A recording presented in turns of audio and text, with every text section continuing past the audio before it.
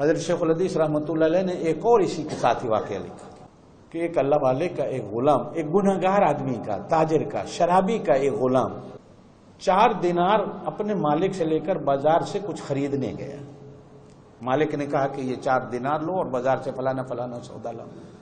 وہ غلام کہتا ہے کہ میں بازار میں گیا تو راستے میں دیکھا کہ ایک فقیر صدا لگا رہا ہے کہ میرے پاس کھانے کو کچھ نہیں، اور میرے دیکھتے دیکھتے کہ اللہ والے قریب آئے تو اس فقیر نے اللہ والے سے کہا، تو اللہ والے نے کہا میرے پاس تو کچھ نہیں، چلو تو مانگتا رہے، میں کھڑا ہو کے تیرے لیے دعا کرتا ہوں، اللہ تیرا کو سامان کر دے۔ تو اتنے میں یہ غلام آیا تو اللہ والے نے کہا کہ اگر کوئی اس کو 1 دینار دے گا تو میں دعا دوں گا، کوئی دوسرا دینار دے گا تو دوسری دعا دوں گا، تیسرا دے گا تو تیسری دعا دوں گا، چوتھا دے گا تو چوتھی دعا دوں گا۔ اب وہ غلام کہتا ہے میرے پاس 4 دینار ہی تھے، میں نے کہا جی چلو میں 4 دینار دیتا ہوں، آپ میرے لیے 4 دعائیں کر دیں۔ تو پہلا دینار دیا تو میں نے کہا جی میرے لیے دعا کر دو کہ میرا آقا مجھے آزاد کر دے۔ اللہ والے نے ہاتھ اٹھایا، اللہ اس کے مالک کو توفیق دے، اس کو آزاد کر دے۔ میں نے دوسرا دینار دیا تو اللہ والے نے پوچھا کیا دعا کروں، میں نے کہا جی دعا کرو کہ اللہ اس دینار کا بدلہ مجھے دے دے۔ اللہ والے نے ہاتھ اٹھایا، اللہ اس کو اس دینار کا بدلہ دے دے۔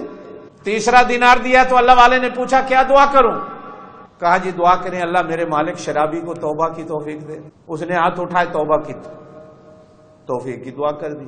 چوتھا دینار دیا تو اللہ والے نے پوچھا کیا دعا کروں، کہا جی دعا کرو اللہ مجھے بھی اور میرے مالک دونوں کو بخش دے۔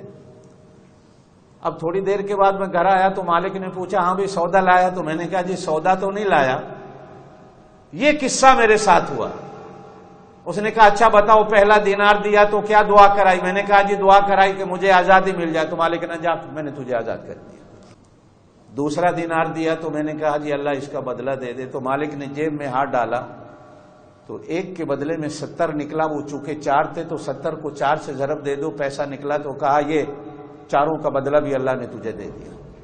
اللہ تو نقد و نقدی سودا دیتا ہے، اللہ تو ادھار کرتے ہی نہیں ہے۔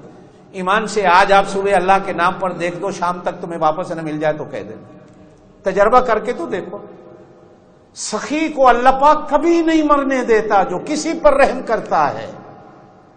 حاتم طائی عیسائی تھا، مسلمان نہیں تھا، حضور سے پہلے ہوا ہے، لیکن آج تک اس سخی کا نام دنیا کی کتابوں میں موجود ہے کہ اس نام کا کوئی سخی گزرا۔